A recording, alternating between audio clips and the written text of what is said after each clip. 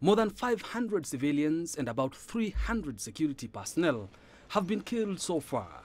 It's a price that Kenyans have had to pay since the government sent troops into Somalia back in 2011 to fight the militant group Al-Shabaab following a string of kidnappings at the Kenyan coast.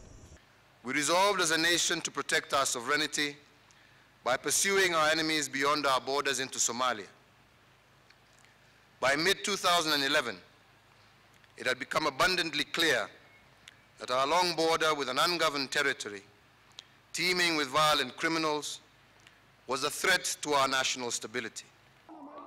Since then, Kenya has suffered a series of attacks, among them the 4-day siege at the Nairobi's Westgate shopping mall late last year, and the attacks in Peketoni, where more than 100 people were killed.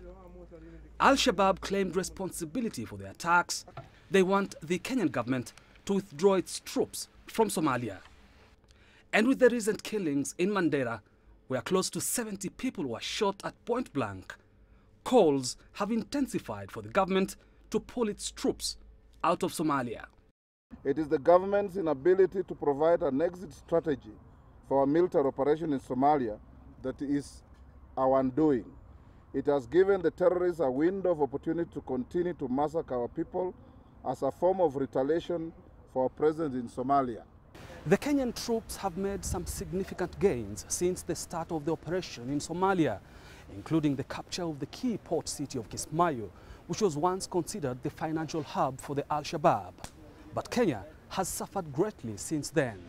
Many now feel the government should concentrate more in protecting its citizens than fight in Somalia. So the reality is that any nation state has the first responsibility of securing the homeland. And this is the hard reality. By action, the government is showing that they are not serious about the security threats to the country. But the Kenyan government has stood firm.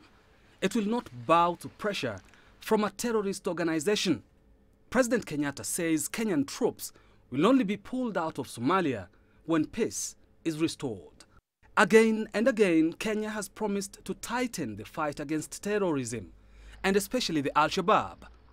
Al-Shabaab, on the other hand, has warned of more attacks on Kenyan soil until Kenyan forces are withdrawn from Somalia.